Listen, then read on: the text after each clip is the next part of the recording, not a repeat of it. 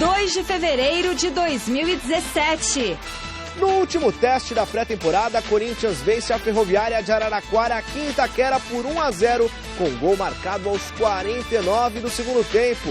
No São Paulo, o zagueiro Maicon relembra a eliminação nas quartas de final do último Campeonato Paulista para o Audax, adversário na estreia nesse domingo. Você também vai ver no Gazeta Esportiva todos os detalhes da apresentação de Alejandro Guerra no Palmeiras, jogador que na última temporada pelo Atlético Nacional foi eleito o melhor da Libertadores. E ainda, Gabriel Jesus faz o primeiro gol na Premier League e encanta ingleses. Ronaldo Fenômeno se aventura no mundo dos games. E os gols da quarta-feira pelo Brasil.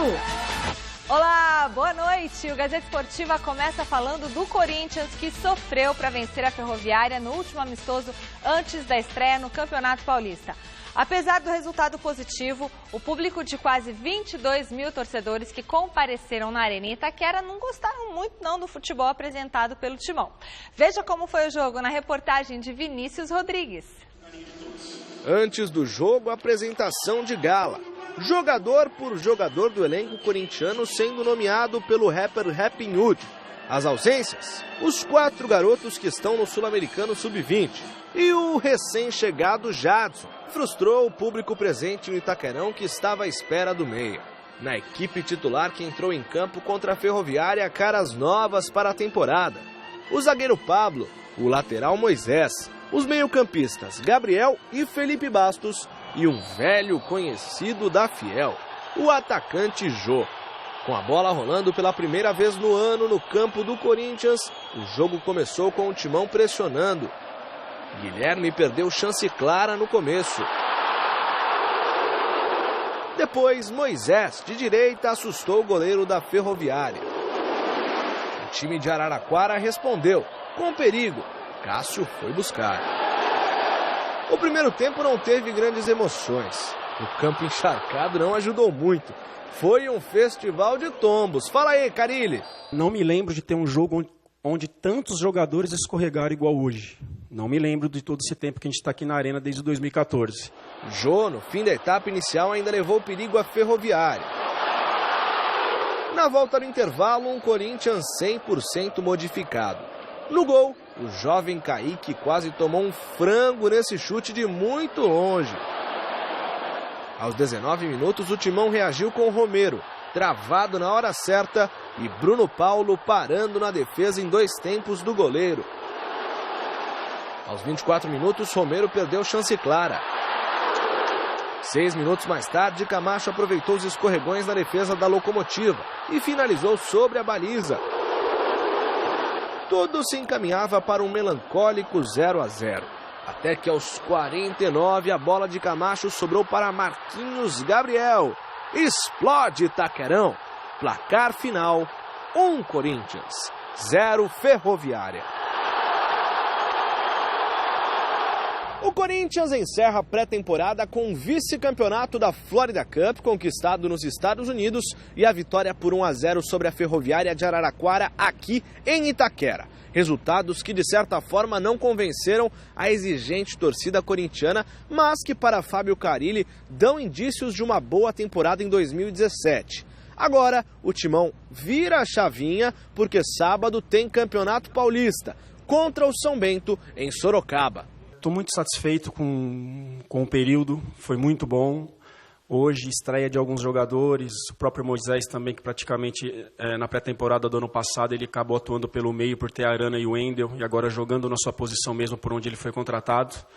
Mas está muito gratificante, o trabalho está sendo muito legal e a resposta vai ser positiva o quanto antes. Grande noite para você que acompanha o Gazeta Esportiva. Também não vejo tanta razão para, não gostei da performance do Corinthians. O torcedor brasileiro, às vezes, ele é muito exigente e entende pouco do riscado. Ele acha que o time tem que vencer sempre por goleada tal, e não encara as circunstâncias. É um amistoso de preparação. Em amistoso de preparação, pouco importa o resultado. Claro que se puder ganhar, melhor. Esse é o objetivo de qualquer time. Mas é a formação tática, é a observação, é o encaixe, é o entrosamento que o time vai ganhando. E eu costumo avaliar muito também a performance do time pelo número de oportunidades que cria. Corinthians não foi brilhante, mas criou. O Guilherme, por exemplo, não pode perder um gol desse, que também não foi criação, né? Foi um presente da Ferroviária. Mas o Romero teve chance, o Jô teve chance, o próprio Moisés, que eu acho bom jogador, arriscou um belo chute de fora da área.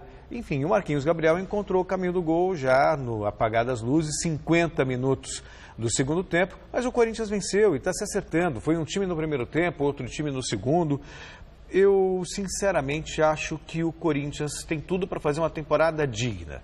A gente temia o caos pela falta de contratações, pela perda de jogadores. E o que a gente viu, sabe, o Jadson chegando, acho que dá um pouco mais de qualidade para esse meio. O Gabriel chegou para dar um pouco mais de segurança para o meio campo. Tem Felipe Bastos, tem Camacho. Eu acho que é um elenco muito homogêneo. Quem fica no banco de reservas não está tão atrás do melhor. Eu não vejo perda de qualidade entre time titular e time reserva. Pode não ser um time brilhante, mas é um elenco bem homogêneo. Concorda comigo, mestre? Boa noite. Eu sempre concordo com você. Olha, que sempre. moral, hein? Me sinto satisfeito. Mesmo quando discordo, por exemplo. Aí, por exemplo, agora, eu acho que essa demonstração do Corinthians no jogo contra a Ferroviária é de preocupar, sim. Porque não só o time não demonstrou devido entrosamento, um esquema, uma concepção de jogo mais avançada, assim como tecnicamente poucos jogadores, ou quase nenhum deles, se destacou. Você falou do Moisés, o Moisés eu concordo, acho um excelente lateral esquerdo, que está aí começando a sua vida no Corinthians, mas imagino que, por conta disso tudo, o Corinthians vai ter que jogar com esse time o Campeonato Paulista. O Campeonato Paulista que deveria ser um campo de prova, um laboratório, sobretudo para esses meninos da Copinha, que esses você vê que tem aquele algo mais. Tem jogador que é bom e tal, é cumpridor, vai lá, faz a tarefa dele direitinho e tal, mas não tem aquela centelha. ousadia. Não, é uma coisa imperceptível que o cara tem ou não tem. Aquele brilho interno que algumas pessoas têm, outras não têm, não é só no futebol, é na vida, assim. E esses meninos do Corinthians, lá da categoria de base, da Copinha, o Pedrinho, Oia, o Carlinhos principalmente, Mantuan e o Marquinhos, esses têm. Uns um pouco mais, outros um pouco menos. Tem essa centelha, tem esse brilho. Você vê que é uma coisa, é uma pedra preciosa que pode ser muito burilada. Os que aí estão e foram recém-contratados pelo Corinthians, do time principal, você olha e vê que não tem mais o que acrescentar. É mais ou menos isso que está aí. Você não pode esperar algo mais. A não ser que o técnico consiga fazer um esquema muito apropriado, que o time todo se entrose rapidamente e tal, e que o conjunto supere essa ausência de brilho individual. E, como resultado disso, o Corinthians possa fazer uma campanha, como você disse, digna. Mas eu tenho cá minhas dúvidas. Mesmo porque o técnico está com prazo determinado, a gente sabe disso, olha na cara dele, vê ele dando entrevista, você vê que não vai muito longe. Entende? Então é tudo muito precário no Corinthians atual, e esse é o grande problema. Vote na enquete que está no ar no site gazetesportiva.com. O Corinthians tem um elenco competitivo para a temporada? Sim ou não? A gente quer saber a sua opinião. Acesse o site, vote, o resultado sai no final do programa de hoje. Eu quero saber a opinião dos nossos especialistas. Eu acho que sim. Não é brilhante, mas é competitivo, sim. E é o Corinthians, né? Pô, imagina. Alberto, Diga, Lu. Ele tem um elenco competitivo? Tem. Competitivo tem. Não vai ter Não é um elenco brilhante. Né? Muito bem. Copa Libertadores da América, os clubes brasileiros estrearam bem na competição. Botafogo e Atlético Paranaense venceram e terão a vantagem do empate no jogo de volta na segunda fase da competição. Na Arena da Baixada, o Furacão recebeu o Milionários da Colômbia, vence por 1-0, gol do estreante Grafite cobrando pênalti. A partida de volta acontece no próximo dia 8 e o Atlético joga pelo empate para avançar no torneio. Com o Engenhão lotado, o Botafogo também encaminhou a classificação ao vencer o Colo-Colo do Chile. Ayrton abriu o placar com gol contra de Esteban Pavés, aumentou a vantagem do Fogão, mas no início da segunda etapa, Paredes diminuiu para o Colo-Colo. No jogo de volta, na próxima quarta-feira, a equipe brasileira joga pelo empate. E tem o critério do gol marcado fora, né? Então esse gol foi uma judiação. É curioso que você viu... Esses gols, né? Pois é. Então, o Atlético Paranaense fez só 1-0, mas é um resultado melhor do que o do Botafogo, que marcou mais gols que o Atlético, mas sofreu, né? Eu vi esse jogo e mais uma vez o futebol brasileiro dá demonstração de fragilidade. Eu ia dizer uma palavra que eu não posso falar ainda muito cedo, mas dá uma demonstração de fragilidade emocional. Não tem aquilo que precisa ter na hora em que está ganhando um jogo, como aconteceu ontem. Era na sua própria casa, torcida vibrante, o campo uma beleza. Fez 2-0. E quando o time brasileiro faz 2-0, ele para. Ele vai para trás. Recua, né? Recua, perde uma motivação. Acabou a própria seleção brasileira dos meninos sub-20, aconteceu isso, anteontem. Você está... Falta aquela gana de matar o jogo, de ganhar, de dar espetáculo, sabe? De arrasar com o adversário, ir para frente, está ganhando melhor ainda. Mais razão para você atacar. Mas não, tanto é que o Jair Ventura, quando saiu de campo, ele saiu tiririca. Falou, olha, não está legal não está legal. Claro, ganhando 2-0, ele deixa empatar 2-2, e do jeito que deixou empatar, porque podia ser assim, o Botafogo lá atacando, bola na trave, não sei o quê, o goleiro pegando tudo, de repente os caras dão um contra-ataque e faz um gol. Bom, aí é diferente. Bom, a bola rolou nesta quarta-feira também pelos campeonatos estaduais e na Copa Primeira Liga. Destaque para o Clássico Mineiro, com as torcidas dividindo o Mineirão, e para a Chapecoense, que flechou mais um adversário. Veja os gols destas e de outras partidas. No Campeonato Catarinense, o Wellington Paulista marcou de cabeça e garantiu a vitória da Chapecoense diante do Tubarão, 1-0. A equipe é líder do estadual com 6 pontos em 2 jogos disputados. No Carioca, o Fluminense venceu Resende pelo placar mínimo e se isolou na liderança do Grupo C. Gustavo Scarpa marcou o gol da partida neste chute colocado, 1-0 e só. No Clássico Mineiro, o Cruzeiro levou a melhor sobre o Atlético. Arrascaeta aproveitou o desvio de Felipe Santana e teve muita tranquilidade para fazer o gol da partida. 1-0 Raposa e fim de papo. É bom ver um Cruzeiro e Atlético, né? É um clássico, mas essa Primeira Liga ainda não me empolga. Gostaria muito que fosse uma Liga Nacional, não apenas mais um campeonato nesse já conturbado calendário do futebol brasileiro. E essa questão de dividir as torcidas, né? Seu Alberto, o senhor que sabe disso muito melhor do que eu, pela vasta experiência. Poxa vida, tínhamos estádios com 100 mil pessoas, 120 mil pessoas, torcidas divididas, com bandeiras, mastros e tudo mais. Hoje não pode levar nada para o estádio, tem que fazer jogo com uma torcida só. Ou seja, em vez do processo, em vez da situação evoluir, ela acaba sendo cada vez mais involuída, digamos assim. Poxa vida. O mundo está vivendo um período de intolerância. Muita intolerância. Eu estava até... Você falou a palavra, você estava até lendo o tratado sobre intolerância do Voltaire ontem ainda, em casa, e ele estava achando engraçado porque no século XVIII, 1700 e pouco, ele estava lá fazendo uma defesa de um condenado injustamente e tal, e ele falava, puxa, mas como o mundo hoje, a Europa é outra coisa, a tolerância, as pessoas são... Eu fiquei pensando, 1700 era isso. Ó, e hoje a gente ainda fala. Mas a propósito desse negócio do futebol bem jogado, mal jogado, eu tô aqui com um livrinho, você me permite, viu, Claro. Michel? Ao Mestre com Carinho, São Paulo Futebol Clube na era Tele, que ó, olha que beleza dele. Aqui, bom, é do meu querido amigo Felipe Moraes, né? E aqui, logo de cara, na abertura do livro, está o Tele, uma declaração do Tele, né? Uma frase do Tele.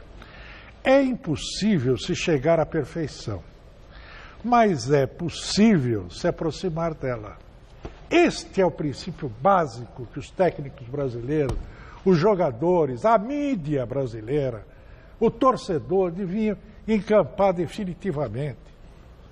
Perfeição não existe, mas você pode chegar próximo, você tem que procurar isso. Era o que o Tele fazia. Olha, e só de lembrar arrepia. Eu tive a honra e o privilégio de, como repórter, acompanhar o trabalho do Tele Santana no campo, nos treinamentos.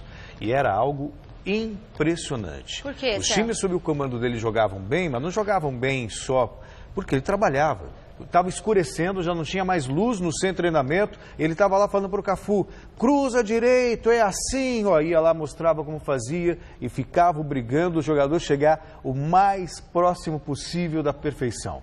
Claro. Aí você via jogadores que em outros clubes nem brilhavam tanto, ele transformava num jogador, sabe, de respeito, um jogador qualificado. Júnior Baiano, quando chegou do Flamengo para o São Paulo, por exemplo, que era um jogador muito mais violento, aqui você vai jogar. E jogou. Chegou até a seleção brasileira. Foi um dos maiores, não, sinceramente, que eu vi trabalhando. Foi o maior treinador, o melhor treinador que eu já vi na minha vida. É verdade. Show de bola. Acompanhe a Gazeta Esportiva nas nossas redes sociais. Tem o twitter.com/Gazeta Esportiva, a nossa página no Facebook, que acabou de fazer um Facebook Live aí mostrando um pouquinho dos bastidores aqui do programa. Você tem o nosso Instagram, adoro o nosso Instagram, tem sempre novidades. E você pode acessar o site da TV Gazeta, tvgazeta.com.br. Lá tem a reprise do nosso programa, tem o nosso canal no YouTube também, tá bom? Todas as mídias sociais estão lá à sua disposição. O jogador Elton Matheus Cardoso Rodrigues, que ficou conhecido depois de ser descoberto como um gato na Copa São Paulo, na qual atuou pelo Paulista de Jundiaí, ele foi suspenso preventivamente pela Federação Paulista de Futebol. Essa notícia você encontra em detalhes lá no site gazetesportiva.com. O atleta que jogou como Brandon na Copinha já admitiu ter usado documentação falsa para participar do principal torneio de juniores do Brasil. Com a descoberta do caso, a sua equipe acabou desqualificada, né, antes de disputar a final. Contratado pelo Grêmio Osasco, né, do Vampeta, o jogador está suspenso até a realização do julgamento. Nesse período, ele não vai poder atuar como atleta, né, como jogador de futebol, em partidas oficiais. Já era esperado isso, né? Sim, mas ele vai poder treinar, vai poder se manter em forma para quando cumprir a pena, que tem que cumprir, poder voltar a jogar futebol. Eu acho que todas as pessoas merecem uma segunda chance. Sim. Né? Errou, isso não se discute.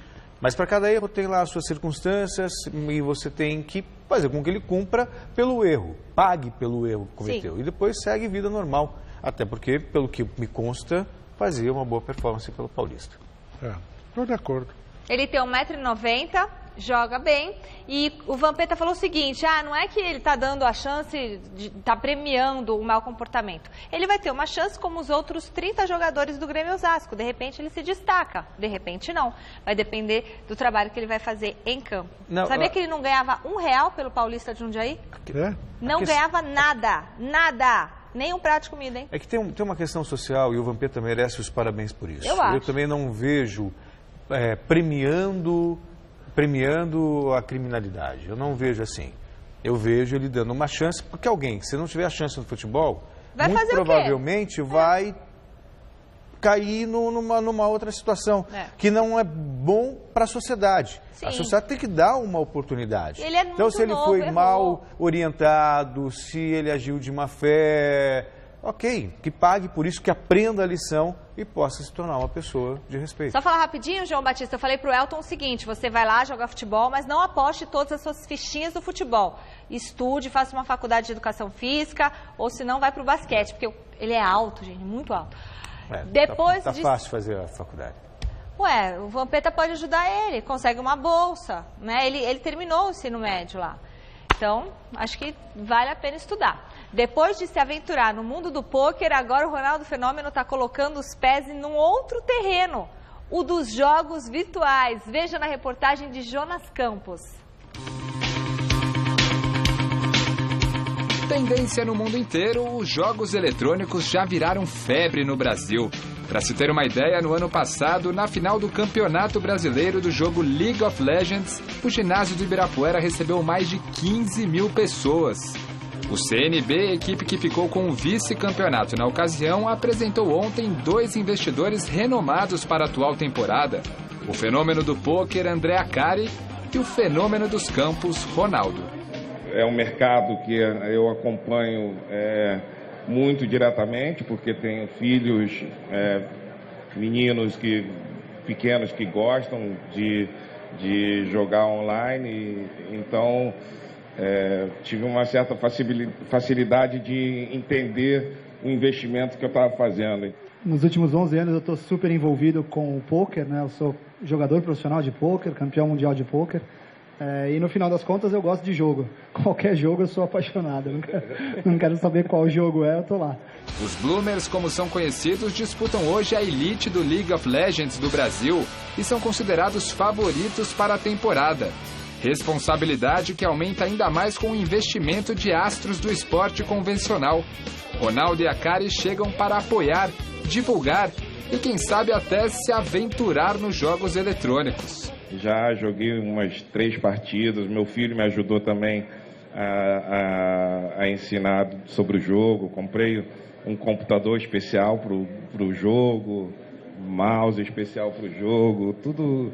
Eu me equipei tudo para entender melhor do jogo. E como todo evento que conta com a participação de Ronaldo, o futebol não ficou de fora. Se por um lado o fenômeno comemora a entrada no mundo dos esportes eletrônicos, por outro, ele lamenta a não vinda do atacante Drogba ao Corinthians. Eu não sei como é que aconteceu, pelo jeito não deu certo, não sei quem participou, acho que é uma pena para o Corinthians não poder contar com ele, e principalmente da maneira que foi feita a negociação, expondo o Corinthians a essa situação.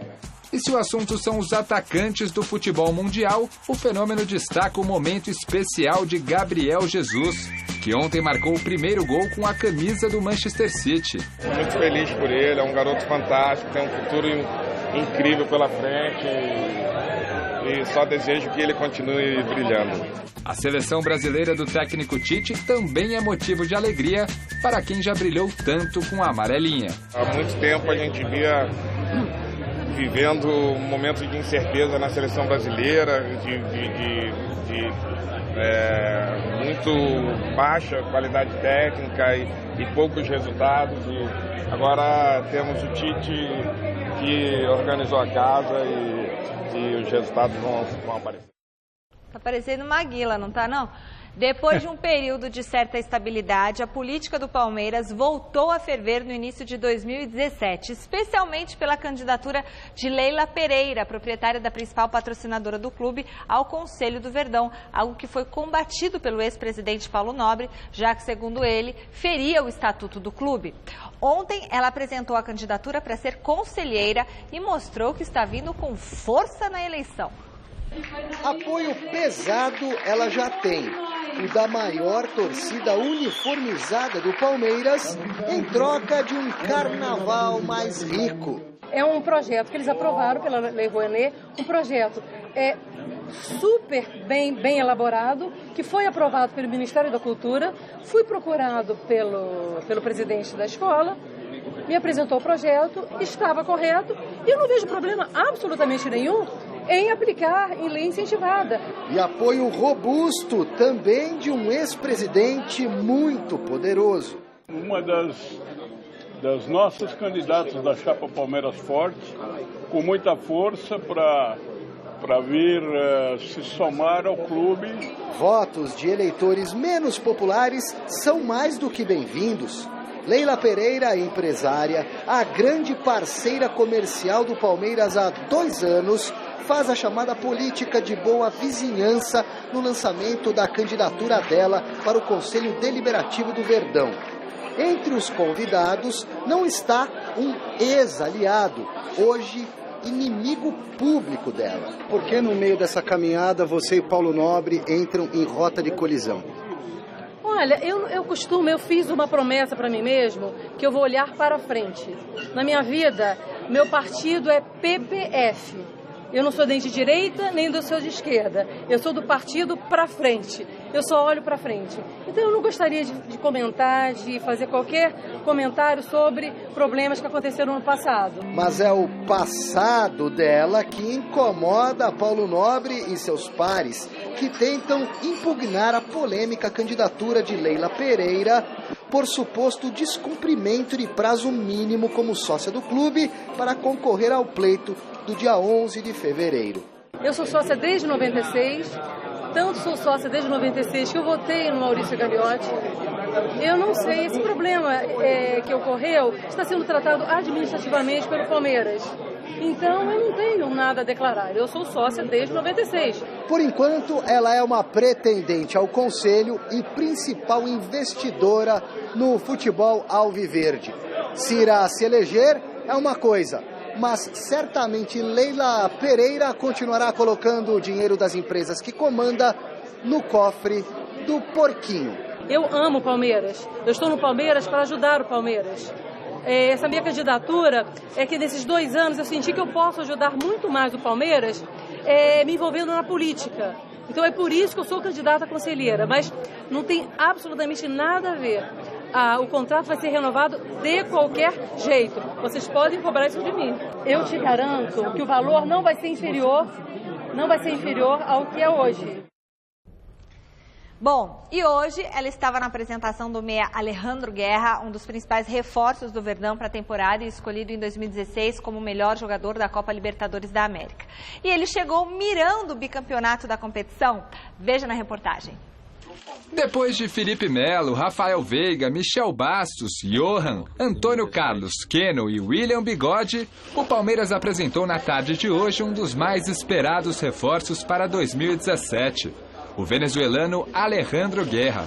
Aos 31 anos, o novo camisa 18 do Verdão chega sem fugir da responsa, assumindo a bronca e sabendo bem o que quer. Vengo ao Palmeiras para fazer história.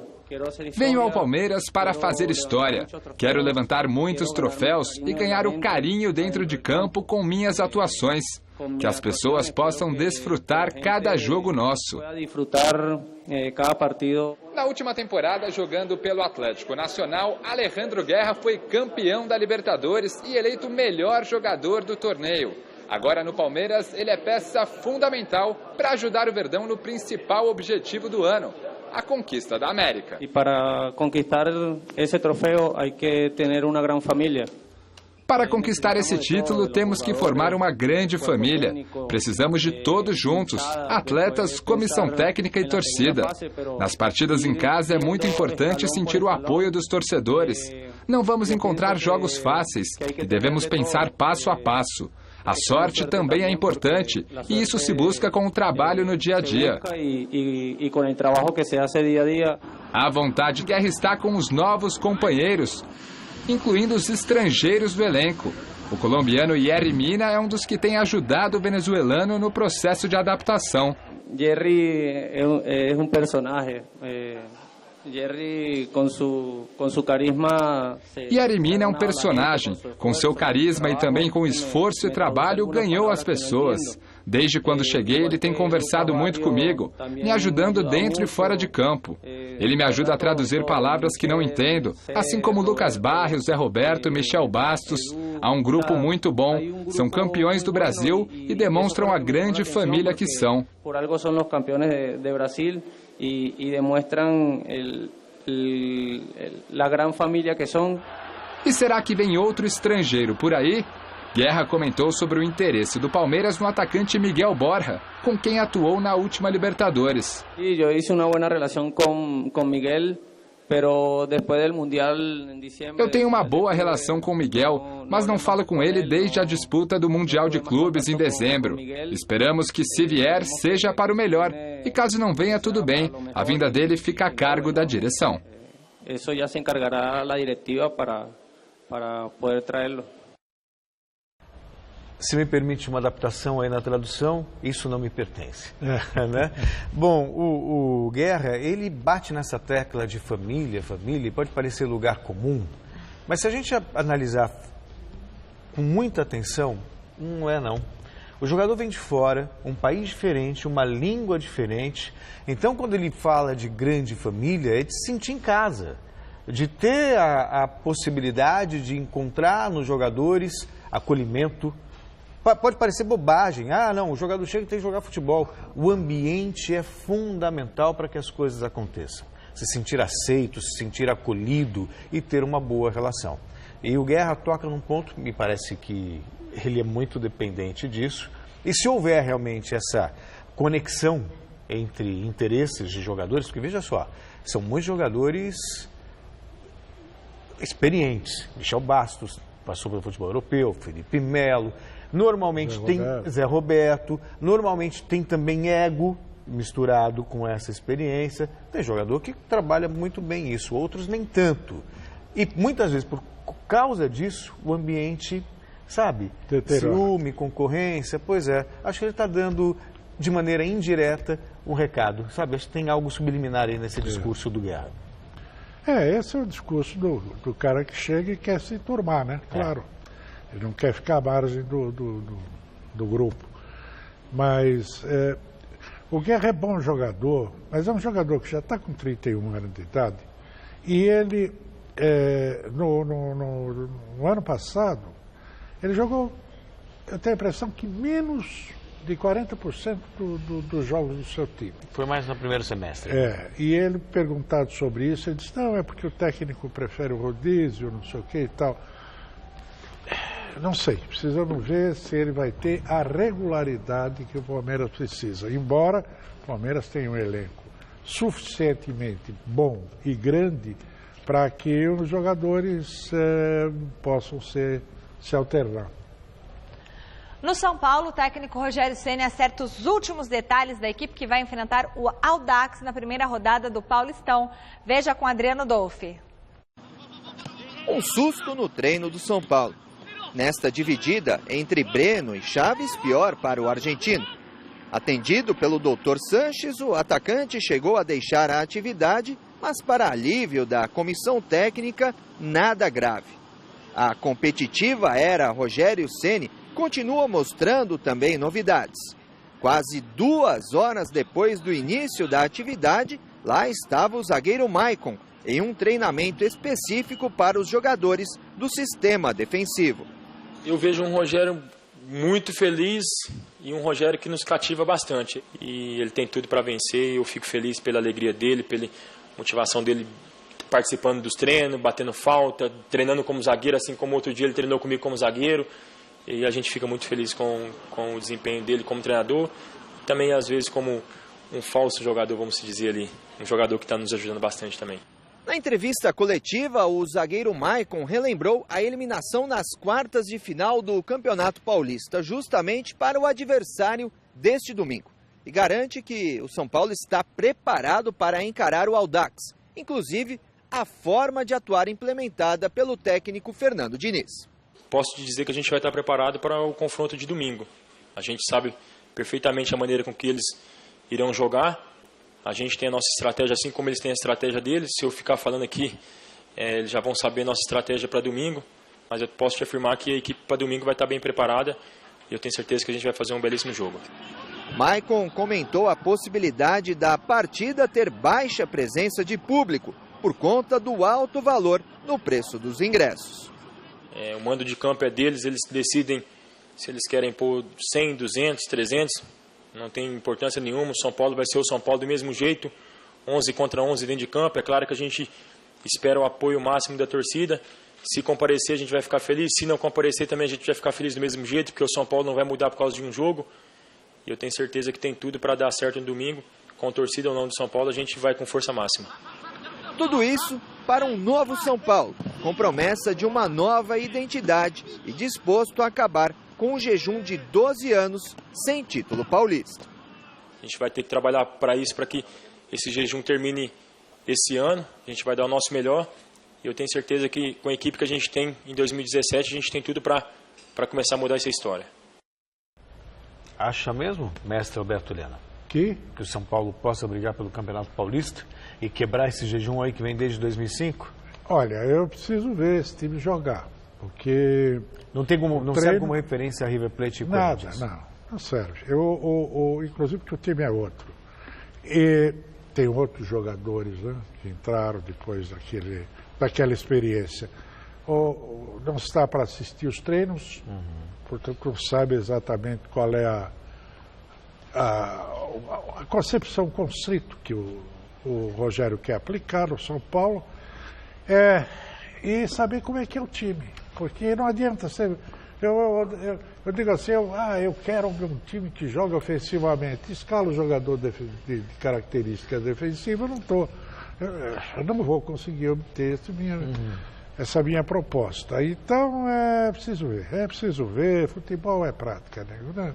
Precisa ver na prática o que acontece. Tem jogadores suficientes para fazer um time interessante, até para disputar o campeonato, embora eu diria que se a gente fosse fazer uma nomenclatura agora dos candidatos favoritos ao Campeonato Paulista, São Paulo estaria em terceiro lugar, abaixo do Palmeiras e do Santos. À frente do Corinthians?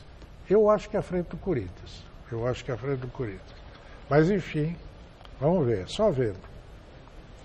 Voltamos a falar do Coringão, que depois de vencer a Ferroviária por 1-0, começa a se preparar para a estreia no Paulistão, sábado, contra o São Bento, em Sorocaba.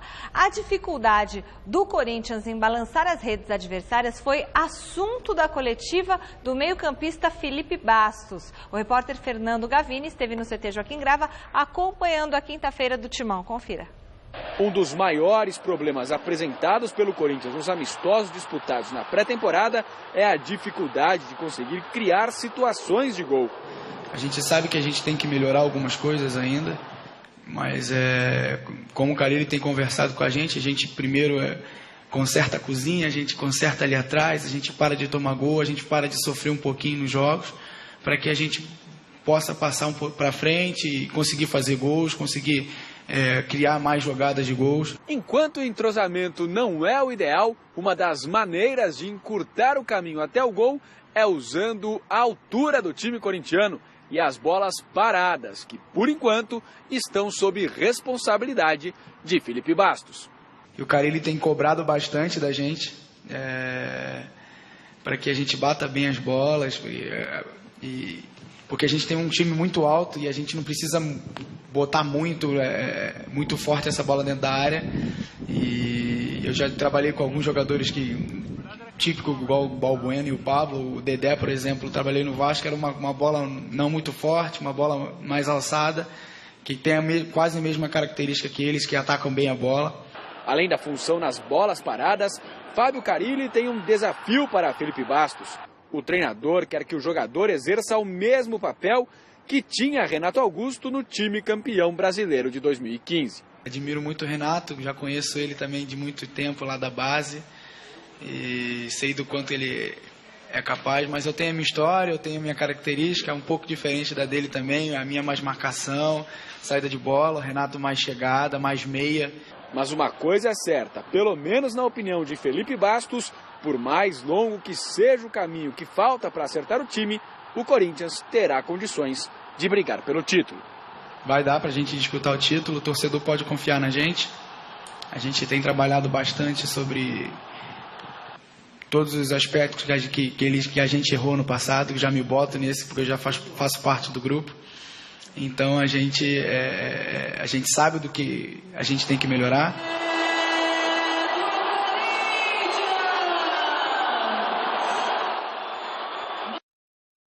Não consigo ver assim muita semelhança. Hein? Não consigo ver muita semelhança do Renato Augusto com o Felipe Bastos para fazerem a mesma função. Acho que não tem nada que ver. São características totalmente diferentes. Totalmente. E o pessoal não consegue distinguir o perfil do meia e do volante.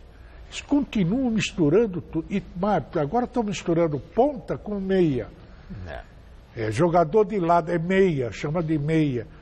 Se você pegar o time do Bayern, que joga com os dois, como era o Barcelona do Guardiola, que joga com os dois zagueiros, no meio de campo, dois pontas abertos, que é o Robin pela direita, o Ribéry ou o Douglas pela esquerda, o Douglas Costa. Se for por essa decupagem de números que os caras fazem aí, o Lewandowski quer jogar depois do gol. Pô, gente, um pouco de bestunto aí. Não tem nada que ver volante com meia. Tá bom? Tá certo, mestre. Bom, o Santos já está em contagem regressiva. O Santos do nosso Rodolfo Gamberini já está em contagem regressiva. Amanhã, 9h, a equipe do técnico Dorival Júnior faz o jogo de abertura do Paulistão contra o Linense na Vila Belmiro. E o repórter Alexandre Silvestre esteve agora há pouco no CT Rei Pelé, acompanhando o último treino do Peixe. Ele conversou com o técnico Dorival Júnior. Boa noite, pessoal. O Santos, na última década, praticamente chegou em todas as finais do Campeonato Paulista. As últimas 8 teve o Santos presente na decisão. É o bicampeão, tricampeonato à vista, professor. Você não perdeu nenhum jogador, elenco mais forte. Eu acho que não nos credencia nada o histórico.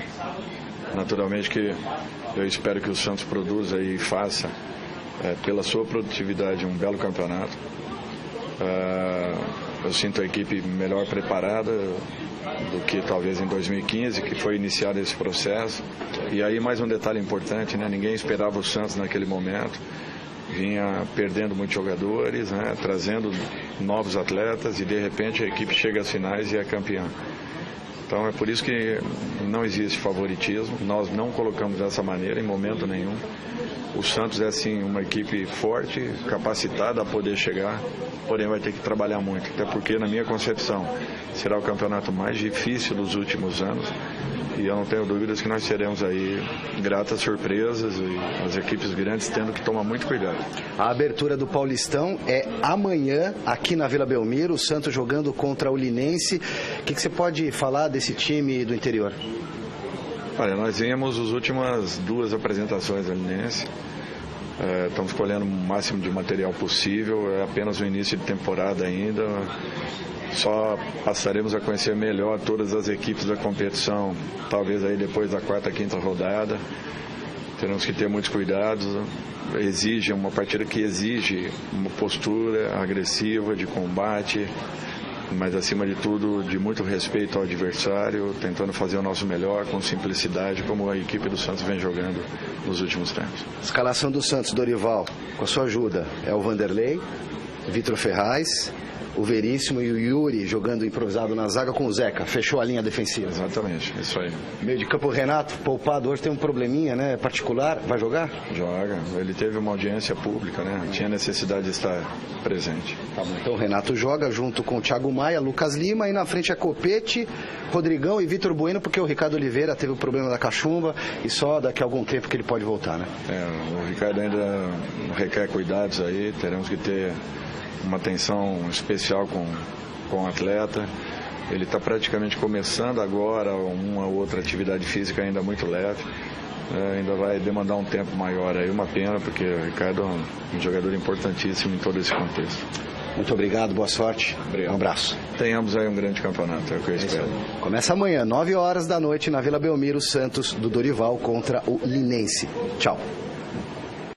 Dorival Júnior sempre muito gentil, né, com a nossa reportagem e tal. E ele também, experiente que é, claro que ele sabe que o Santos é um dos maiores favoritos para conquistar tudo o que disputar. Mas ele não pode assumir isso publicamente, porque ele acaba colocando uma pressão maior sobre o time que é desnecessária. Mas eu vejo o Santos com um belíssimo time. E bem reforçado, com o Kleber, o zagueiro, com esse Bruno Henrique na frente, que é um jogador perigoso, melhor que o Rodrigão, né? Com O Chaveirinho, Hernandes, que fez aquele golaço. Já fez até gol de bicicleta? Puxa vida. Eu acho que o Santos está bem armadinho e, pelo amor de Deus, deixem o Dorival em paz. Deixem ele trabalhar. É melhor que a maioria que está por aí. Vocês não... Olha, santista amigo, você não vai achar nenhum outro treinador para substituir tão bem o Dorival Júnior por tudo que ele tem feito e continua fazendo e fará em favor do Santos. Era aquele técnico que tinha que, sabe, lembrar Antoninho Fernandes, o Lula, fazer um contrato de 10 anos com ele. Olha, e para fazer justiça, ele assumiu o time com ameaça de rebaixamento, pegou o time lá na zona do rebaixamento, elevou o moral da trupe. No ano passado, venceu o Campeonato Paulista, brigou pelo título brasileiro, quando ninguém dava nada para o Santos. E um cara digno, sabe? Não leva dinheiro de empresário para comprar jogador que não presta, sabe? É um cara ponta firme. Poxa, vamos respeitar. Muito bom. Às vezes é isso que incomoda, né? Beleza, quero agradecer a sua audiência e a presença aqui nos nossos estúdios do Luiz Fernando, que é flamenguista e está feliz da vida com a contratação do Berril. Valeu, Luiz Fernando, aí pela visita aqui com a gente, junto com o Marcos Gurgel. Fim da enquete de hoje do site gazetesportiva.com. O Coringão tem um elenco competitivo para a temporada? Deu que não. 64% dos votos. O pessoal não está confiando no Corinthians. E você acha que o Drogba foi o único mico que o Corinthians pagou? Não. Não só o Corinthians. Vários times tiveram contratações anunciadas que não foram efetivadas. Confira lá no site gazetesportiva.com. Tem uma lista imensa. Teve o Anelka no Galo, Ronaldinho Gaúcho no Palmeiras. Não é só o Coringão não, tá bom? Que pagou o Pato aí. E o Pato também, esse Pato tá louco. Gente, um beijo, viu? Até amanhã. Tchau, mestre.